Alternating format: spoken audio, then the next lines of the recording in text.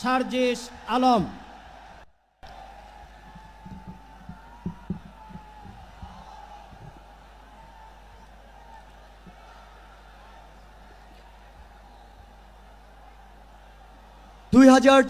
সালের ছাত্র জনতার অভ্যুত্থান পরবর্তী এই নতুন বাংলাদেশে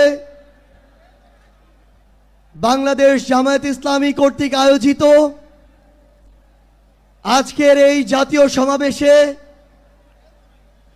বাংলাদেশের ছাত্র জনতা, আমার অভ্যুত্থানের সহযোদ্ধা জাতীয় নেতৃবৃন্দ, সকলকে জাতীয় নাগরিক পার্টি এনসিপির পক্ষ থেকে সশ্রদ্ধ সালাম। আসসালামু আলাইকুম ওয়া রাহমাতুল্লাহ।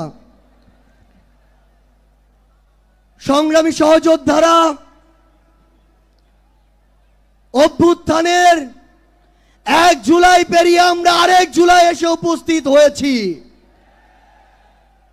কিন্তু বাংলাদেশ থেকে মুজিববাদীদের ষড়যন্ত্র এখনো শেষ হয়নি।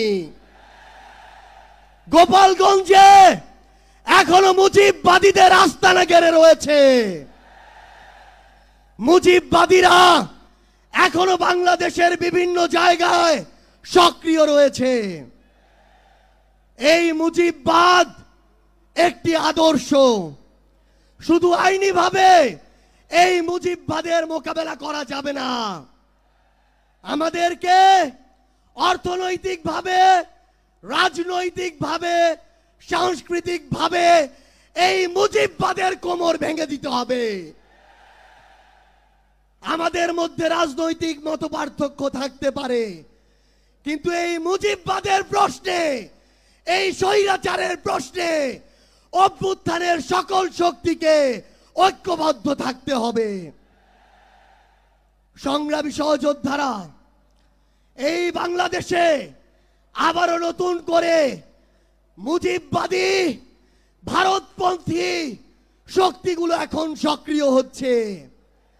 আমাদের মধ্যে মতপার্থক্য থাকতে পারে, কিন্তু এই বাংলাদেশে বাংলাদেশপন্থী ব্যতীত কোন দেশপন্থী, কোন বাদপন্থী, কোন শক্তির আর জায়গা হবে না। সংগ্রামী সহযোদ্ধারা, এই বাংলাদেশে আর ভারতীয় আধিপত্যবাদের জায়গা হতে দেয়া যাবে না। অন্য যে কোনো দেশের নামের কোন আধিপত্যবাদের জায়গা এই বাংলাদেশে হতে দেয়া যাবে না। সংগ্রামী সহযোদ্ধারা,